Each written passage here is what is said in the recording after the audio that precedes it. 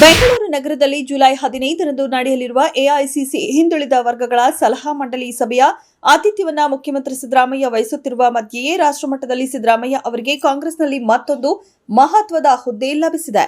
ಈ ಮೂಲಕ ಹಿರಿಯ ನಾಯಕರಾಗಿರುವ ಸಿದ್ದರಾಮಯ್ಯ ಅವರನ್ನ ರಾಷ್ಟ್ರಮಟ್ಟದಲ್ಲಿ ಬಳಸಿಕೊಳ್ಳಲು ಕಾಂಗ್ರೆಸ್ ಮುಂದಾಗಿದೆ. ಮೈಸೂರು ಮುಖ್ಯಮಂತ್ರಿಗಳ ತವರು ಇಲ್ಲಿ ನ್ಯಾಯಕ್ಕಾಗಿ ನೌಕರರು ಪ್ರತಿಭಟಿಸುತ್ತಿದ್ದಾರೆ. ಅವರು ತಕ್ಷಣವೇ ನೌಕರರ ಬೇಡಿಕೆ ಈಡೇರಿಸಬೇಕು ಎಂದು ಒತ್ತಾಯಿಸಿದರು. ಶಿವಮೊಗ್ಗ ಸಂಸದ ಬಿವೈ ರಾಘವೇಂದ್ರ ಮಾತನಾಡಿ, ಹೋರಾಟದ ಧ್ವನಿಯನ್ನ ವಿಧಾನಸಭೆಗೆ ಮುಟ್ಟಿಸುವ ಕೆಲಸವನ್ನ ಪಕ್ಷ ಮಾಡುತ್ತದೆ ಎಂದು ಆಗ್ರಹಿಸಿದರು. ಎಐಸಿಸಿ ಅಧ್ಯಕ್ಷ ಮಲ್ಲಿಕಾರ್ಜುನ ಖರ್ಗೆ, ಮುಖ್ಯಮಂತ್ರಿ ಸಿದ್ದರಾಮಯ್ಯ, ಉಪಮುಖ್ಯಮಂತ್ರಿ ಡಿಕೆ ಶಿವಕುಮಾರ್, ರಾಜ್ಯ ಉಸ್ತುವಾರಿ ರಣದೀಪ್ ಸಿಂಗ್ ಸುರ್ಜೇವಾಲಾ ಸೇರಿ ಎಲ್ಲರೂ ನಾಯಕತ್ವ ಬದಲಾವಣೆ ಇಲ್ಲ ಎಂದು ಸ್ಪಷ್ಟವಾಗಿ ಹೇಳಿದ್ದಾರೆ. ಹೀಗಿರುವಾಗ ಸಂಖ್ಯಾಬಲದ ಚರ್ಚೆ ಯಾಕೆ ಎಂದು ಐಟಿಬಿಟಿ ಸಚಿವ ಪ್ರಿಯಾಂಕ್ ಖರ್ಗೆ ಪ್ರಶ್ನಿಸಿದ್ದಾರೆ. ಮುಖ್ಯಮಂತ್ರಿ ಬದಲಾವಣೆ ಇಲ್ಲ, 2028ರವರೆಗೆ ನಾನೇ ಮುಖ್ಯಮಂತ್ರಿ ಎಂದು ದೆಹಲಿಯಲ್ಲಿ ಕುಳಿತು ಸಿದ್ದರಾಮಯ್ಯ ಶಾಕ್ ನೀಡಿದ ಬೆನ್ನಲ್ಲೇ ಇದೀಗ ಬೆಂಗಳೂರಿನಲ್ಲಿ ಸಚಿವ ಸತೀಶ್ ಜಾರಕಿಹೊಳಿ ಅವರು ಕೆಪಿಸಿಸಿ ಅಧ್ಯಕ್ಷರ ಬದಲಾವಣೆ ಆಗಬೇಕು ಎಂದು ಪುನರುಚ್ಚರಿಸಿದ್ದಾರೆ. ಬಿಜೆಪಿ ವಿರುದ್ಧ ಭ್ರಷ್ಟಾಚಾರ ಆರೋಪ ಪ್ರಕರಣದಲ್ಲಿ ಮುಖ್ಯಮಂತ್ರಿ ಸಿದ್ದರಾಮಯ್ಯಗೆ ಹೈಕೋರ್ಟ್ನಲ್ಲಿ ರಿಲೀಫ್ ಸಿಕ್ಕಿದೆ. ಸಿಎಂ ವಿರುದ್ಧ ವಿಚಾರಣೆಗೆ ತಡೆಯಾಜ್ಞೆ ನೀಡಲಾಗಿದೆ. ಹಿಂದಿನ ಬಿಜೆಪಿ ಸರ್ಕಾರದ ವಿರುದ್ಧ ದಿನಪತ್ರಿಕೆಗಳ ಮುಖಪುಟದಲ್ಲಿ ಭ್ರಷ್ಟಾಚಾರ ದರಪಟ್ಟಿ ಜಾಹೀರಾತು ನೀಡಿ ಪಕ್ಷದ ವರ್ಚಸ್ಸಿಗೆ ಧಕ್ಕೆ ತಂದ ಆರೋಪದಡಿ ದಾಖಲಿಸಿರುವ ಮಾನಹಾನಿ ಪ್ರಕರಣದಲ್ಲಿ ಸಿದ್ದರಾಮಯ್ಯ ವಿರುದ್ಧದ ವಿಚಾರಣೆಗೆ ಹೈಕೋರ್ಟ್ ತಡೆ ನೀಡಿದೆ.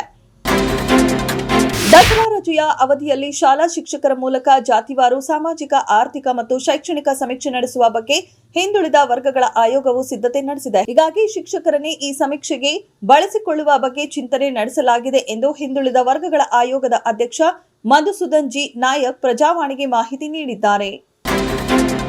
ಹರಿಯಾಣದಲ್ಲಿ 3.7 ತೀವ್ರತೆಯ ಭೂಕಂಪ ಸಂಭವಿಸಿದ ಹಿನ್ನೆಲೆ ದೆಹಲಿಯಲ್ಲಿ ಭೂಕಂಪನದ ಅನುಭವವಾಗಿದೆ. ಜಜ್ಜರ್ನಲ್ಲಿ ಭೂಕಂಪದ ಕೇಂದ್ರಬಿಂದು ಇತ್ತು. 2 ದಿನಗಳಲ್ಲಿ ಹರಿಯಾಣದಲ್ಲಿ ಇದು 2ನೇ ಭೂಕಂಪಿಸಿರುವ ಕಾರಣ ದೆಹಲಿ ಮತ್ತು ಸುತ್ತಮುತ್ತಲಿನ ಪ್ರದೇಶಗಳಲ್ಲಿ ಕಂಪನ ಉಂಟಾಗಿದೆ. ಆಗಸ್ಟ್ 1ರಿಂದ ಕೆನಡಾ ದೇಶದಿಂದ ಅಮೆರಿಕಕ್ಕೆ ರಫ್ತು ಮಾಡುವ ವಸ್ತುಗಳ ಮೇಲೆ ಶೇಕಡಾ 35ರಷ್ಟು ಸುಂಕವನ್ನ ಹೇರಲಾಗುತ್ತಿದೆ ಎಂದು ಅಧ್ಯಕ್ಷ ಡೊನಾಲ್ಡ್ ಟ್ರಂಪ್ ಪ್ರಧಾನಿ ಮಾರ್ಕ್ ಕಾರ್ನಿಗೆ ಬರೆದ ಪತ್ರದಲ್ಲಿ ತಿಳಿಸಿದ್ದಾರೆ. ತಮ್ಮ ವ್ಯಾಪಾರ ಸಮರದ ಬೆದರಿಕೆಗಳನ್ನು 12ಕ್ಕೂ ಹೆಚ್ಚು ದೇಶಗಳ ಮೇಲೆ ಡೊನಾಲ್ಡ್ ಟ್ರಂಪ್ ಮುಂದುವರೆಸಿದ್ದಾರೆ. ದೀರ್ಘ ವಿದೇಶಿ ಪ್ರವಾಸಗಳ ಸಮಯದಲ್ಲಿ ಕ್ರಿಕೆಟಿಗರ ಕುಟುಂಬಗಳ ಉಪಸ್ಥಿತಿಯನ್ನ ಮಿತಿಗೊಳಿಸುವ ಬಿಸಿಸಿಐ ನಿರ್ದೇಶನವನ್ನ ಭಾರತದ ಮುಖ್ಯ ಕೋಚ್ ಗೌತಮ್ ಗಂಭೀರ್ ಬೆಂಬಲಿಸಿದ್ದಾರೆ. ವಿದೇಶಿ ಪ್ರವಾಸಗಳಿಗೆ ಆಟಗಾರರು ರಜೆ ಕಳೆಯಲು ಹೋಗುವುದಿಲ್ಲ, ರಾಷ್ಟ್ರೀಯ ಕರ್ತವ್ಯದ ಮೇಲೆ ಹೋಗುತ್ತಾರೆ ಎಂದು ಅವರು ಹೇಳಿದ್ದಾರೆ.